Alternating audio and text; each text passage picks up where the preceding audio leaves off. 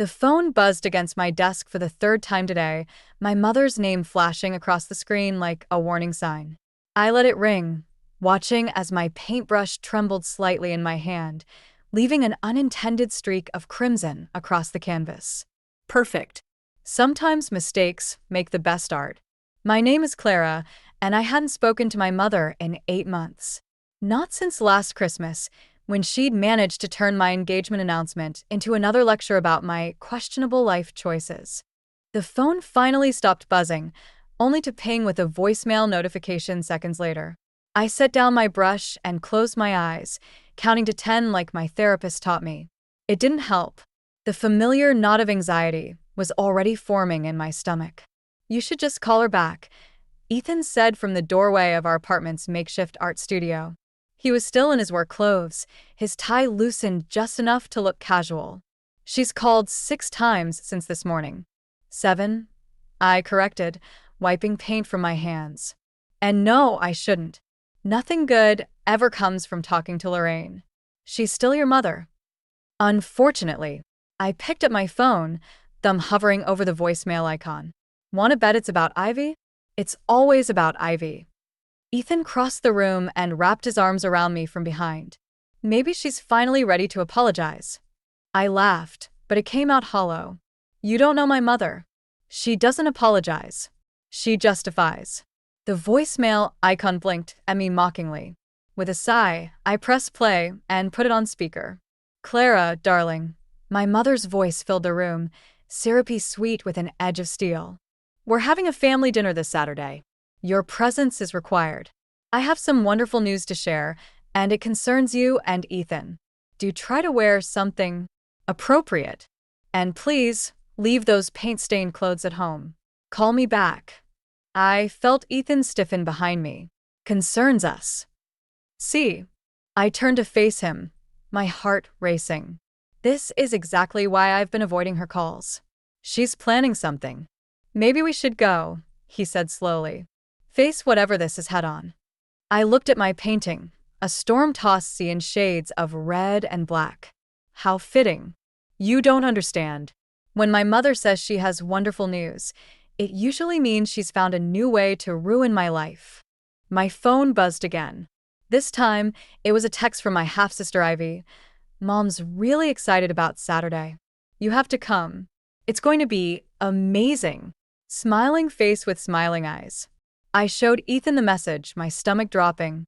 "Still think we should go?" He kissed my forehead. "Whatever you decide, I'm with you."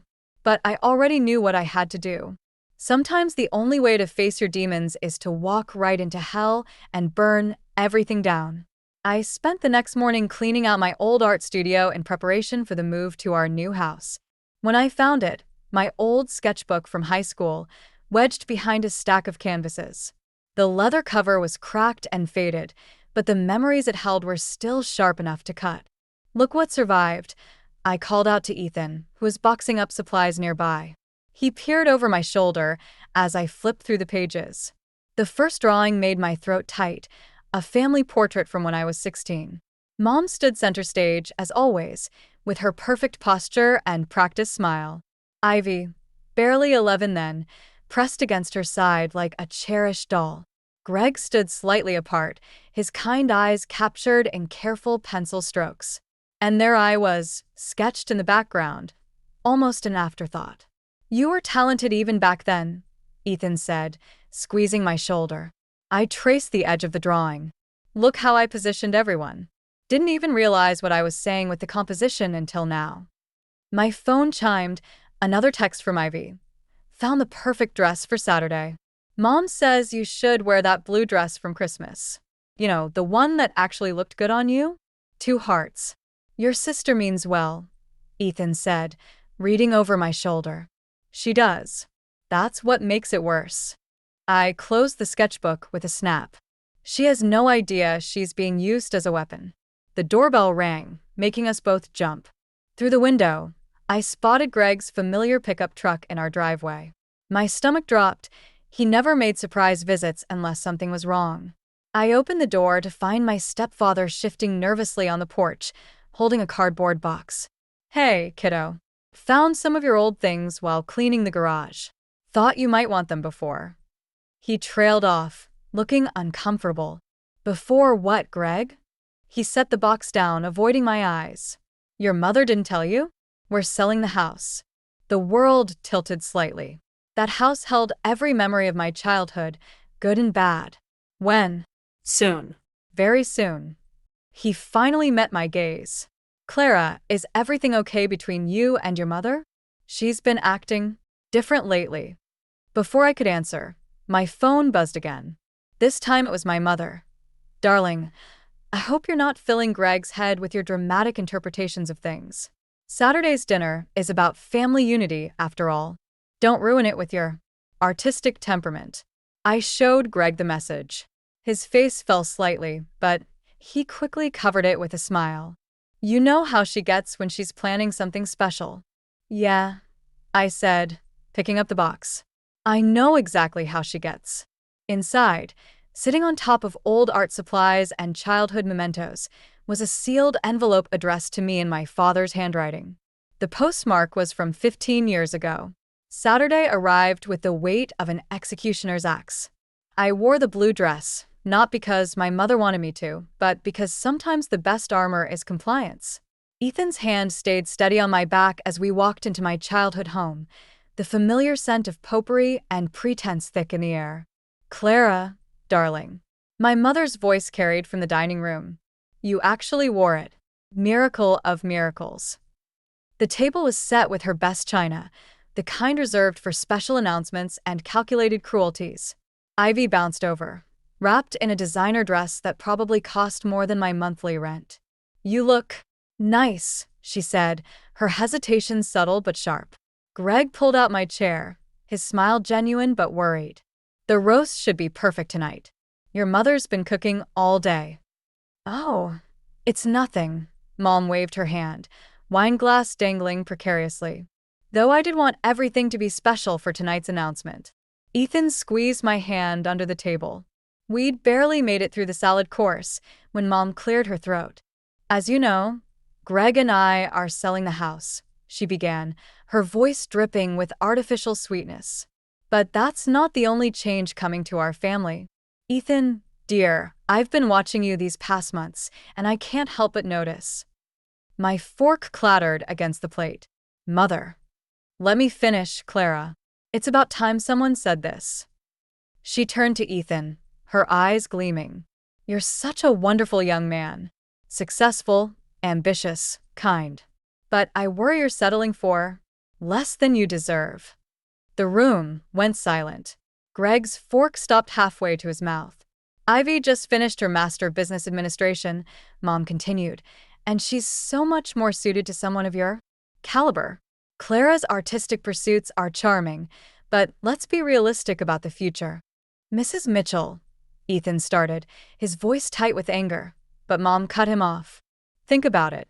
Ivy's young, accomplished, and frankly, more aligned with your social circle. Clara's always been different, difficult, just like her father. Mom, Ivy's face had gone pale. What are you saying? I stood up slowly, my chair scraping against the hardwood floor. The letter from my father burned in my purse like a loaded gun. Different? Difficult? Is that what you told Dad when you hid his letters from me? Mom's wine glass froze halfway to her lips. What letters?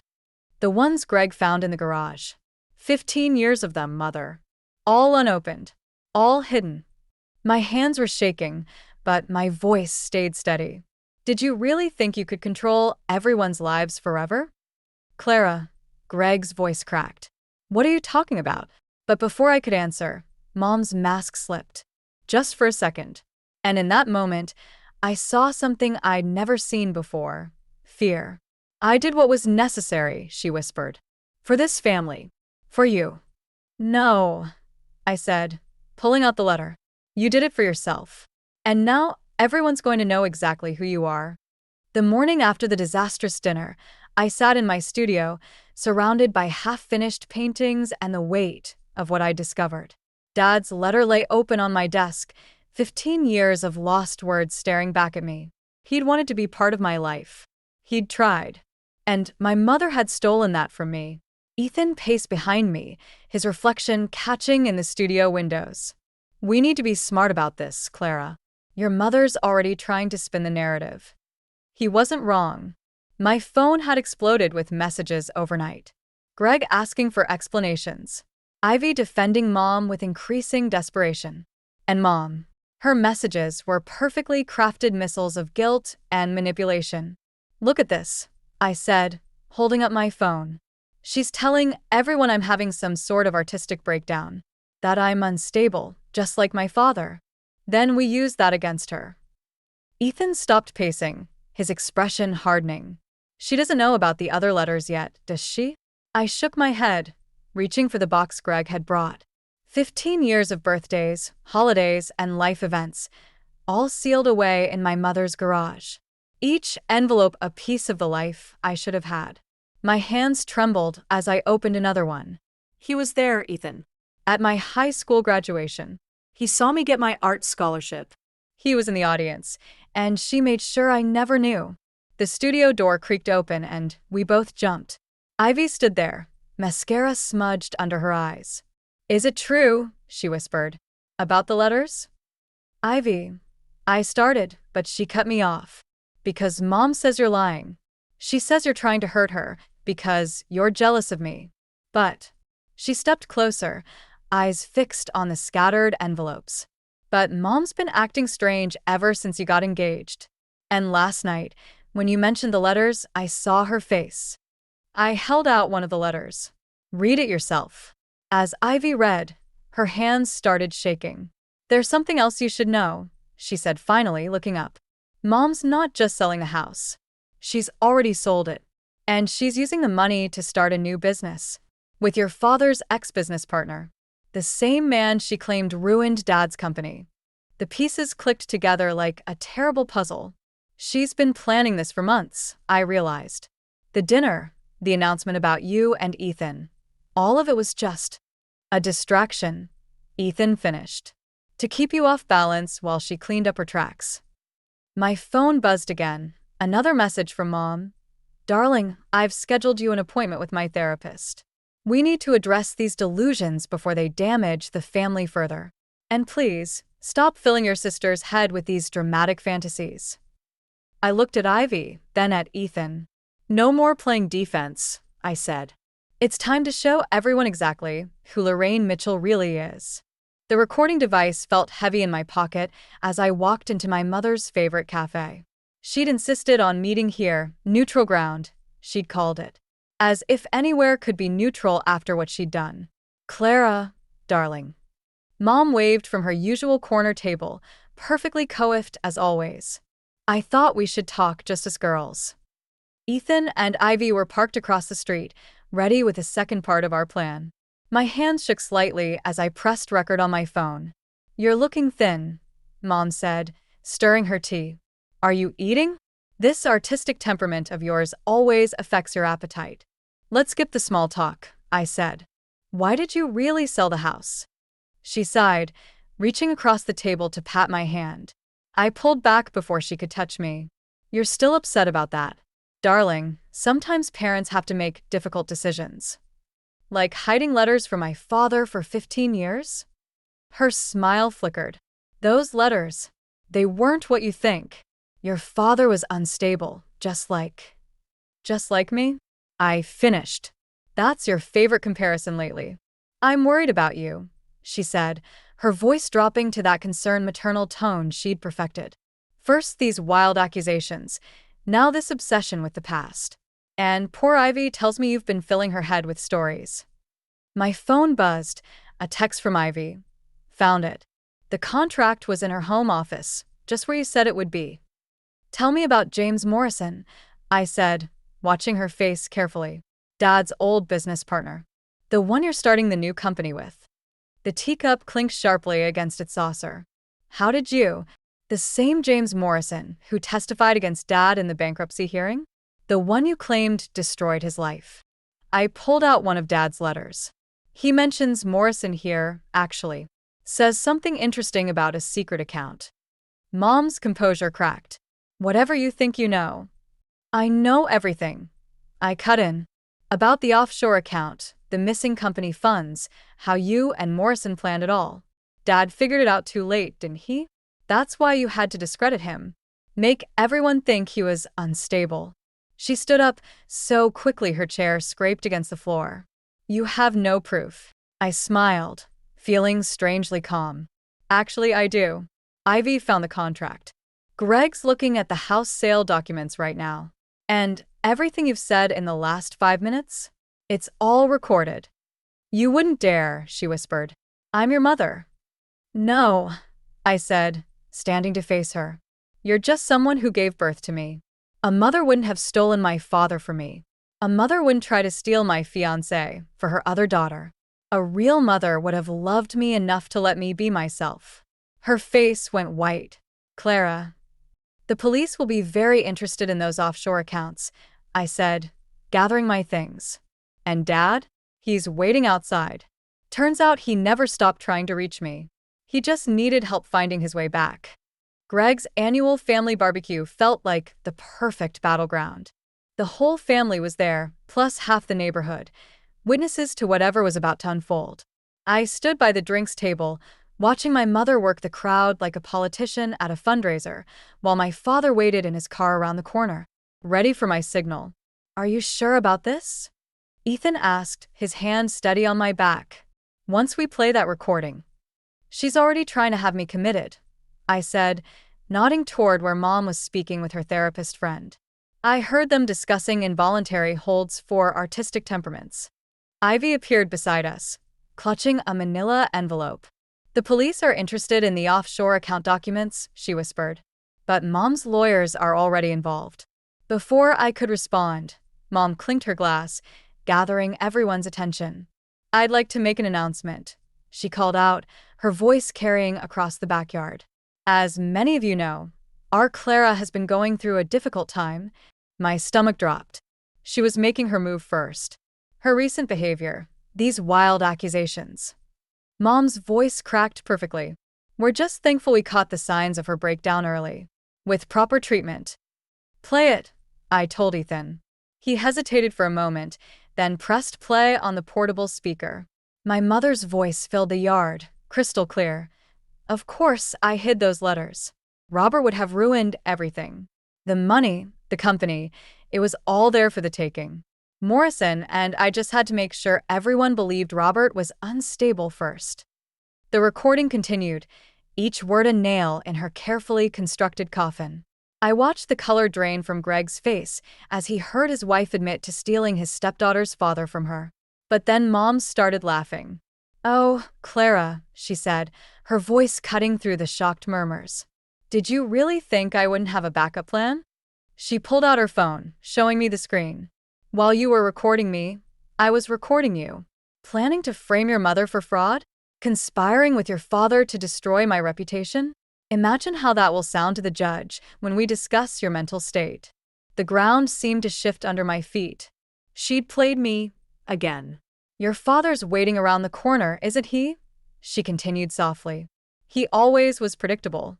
The police are already there, Clara. Conspiracy to commit fraud is such an ugly charge. I heard sirens in the distance, growing closer. You can still fix this, Mom said, reaching for my hand. Admit you need help. Let me take care of everything, like I always have. Ivy stepped forward, but Mom silenced her with a look. Greg stood frozen, decades of trust shattering in his eyes. And Ethan was already on the phone with his lawyer, but we both knew it was too late. My mother had won. Again. The police interview room felt smaller with each passing hour. My mother sat across from me, perfectly composed despite everything. Between us lay a stack of documents, bank statements, letters, and years of carefully documented lies. You really thought you could win, she said softly, almost pitying. Just like your father. Always reaching for things beyond your grasp. Before I could respond, the door opened. Ivy walked in, clutching a familiar leather journal. What are you doing here? Mom's voice sharpened. This is a private. I found her diary. Ivy cut in, her hands shaking. The one from before Clara was born. I know everything. Mom's facade cracked. just slightly. Whatever you think you've found.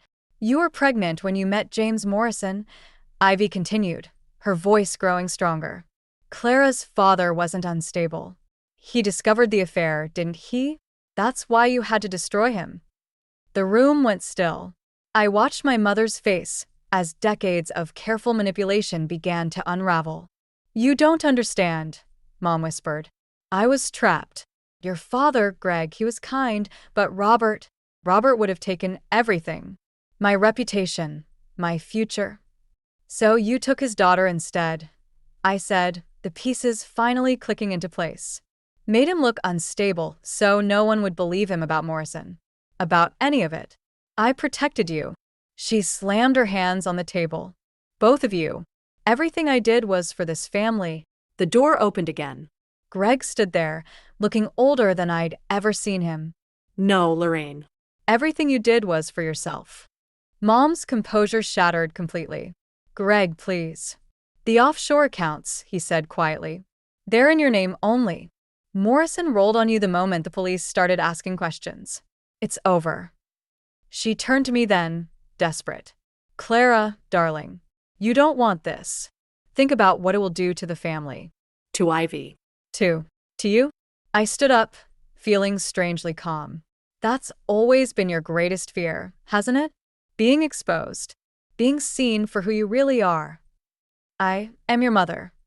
No, Ivy said, moving to stand beside me. You're just someone who's very good at playing roles. But we're not your supporting cast anymore. The police officer entered with handcuffs. As they led her away, Mom turned one last time. You'll regret this. Both of you. You need me. No, I said, watching her carefully constructed world crumble. We needed a mother. What we got was a lesson in survival. And we learned it well. The door closed behind her, and for the first time in my life, her silence felt like freedom. 6 months after my mother's conviction, I stood in my new gallery, surrounded by the series that had become my salvation. Each painting told a story, not just of betrayal and revenge, but of healing and reconstruction. The centerpiece was a portrait of a broken mirror, each shard reflecting a different version of my family. It's time, Ethan said, squeezing my hand. The gallery was filling with opening night guests, including Greg and Ivy. My father stood by the entrance, looking both proud and uncertain. We were still learning how to be family again, piecing together 15 years of lost time. It wasn't perfect, but it was real. There's someone else here to see you, Ivy said softly, nodding toward the back of the gallery. My mother stood there, accompanied by her guard. She'd been granted a few hours leave to attend, part of her rehabilitation program. She looked smaller somehow, less polished, more human. The mirror piece, she said as I approached. It's extraordinary. Thank you. I kept my distance, watching her study the painting. I see myself in every broken piece, she whispered. The mother I pretended to be. The mother I should have been. The scared young woman who thought control was the same as love. She turned to me, her eyes clear for perhaps the first time in my life. I'm sorry, Clara. Not for getting caught, but for never seeing you. Really seeing you. I know, I said, surprising myself with the truth of it. I see you too now. She nodded, understanding the weight of those words. As the guard led her away, she paused. Your father was right about you. You were always the strongest of us all. The gallery buzzed with life around us. Ivy stood with Greg, both of them examining a painting of our childhood home. Ethan chatted with my father, their laughter carrying across the room. And there, in the center of it all, hung my broken mirror, each fragment reflecting a truth I'd finally learned to face. Ready for the big reveal? Ethan asked, returning to my side. I nodded, moving toward the covered canvas at the gallery's heart. This was the piece I'd finished just yesterday, the one no one had seen yet. With steady hands, I pulled away the cloth. The painting showed a woman piecing together a shattered photograph, but instead of trying to restore the original image, she was creating something new, something beautiful in its imperfection. It's called reconstruction, I told the gathered crowd. Because sometimes the only way forward is to stop trying to fix what was broken and instead build something entirely new from the pieces you have left. My mother's words echoed in my mind as cameras flashed. You are always the strongest of us all. Maybe she was right, but strength, I'd learned, wasn't about winning or revenge. It was about knowing when to let go and when to begin again.